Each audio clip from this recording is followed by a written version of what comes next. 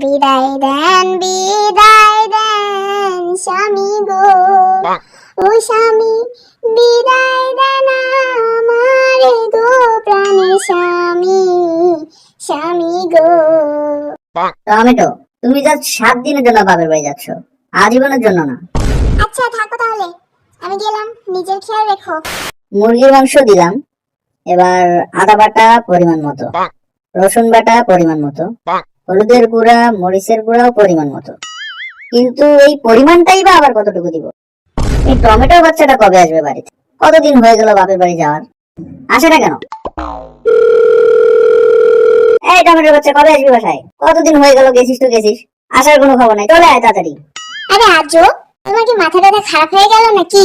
আমার তো আসা এখনো 24 ঘন্টাই হলো না, আর তোমার শুরু হয়ে গেল। ফোন রাখো।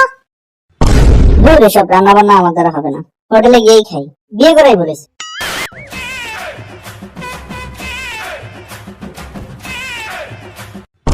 আজকে টমেটো বাসায় থাকলে আমাকে আর এই কাজগুলো করতে হতো না। 2 দিনে বাসাটার কি অবস্থা হয়ে গেছে। হ্যালো টমেটো, কবে আসবি তুই? আর কতদিন থাকবি? চলে আয় না, আমার আর ভালো লাগছে না। আর কয়েকটা দিন কষ্ট করো, মাত্র তো 2 দিন হলো, চলেই তো আসবো। এগুলো কাজ করতে পারি না জন্যই বিয়েটা করলাম, আর বউ বিয়ে বসে আছে বাপের বাড়ি। হ্যালো টমেটো, তুই কি বাসায় আসবি না? আর কত থাকা লাগে তোর?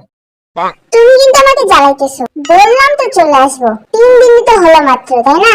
ফোন রাখো, আর একবারও কল দিবা না। আমার লাভ লস নেই, আমার লাইফটাই লস।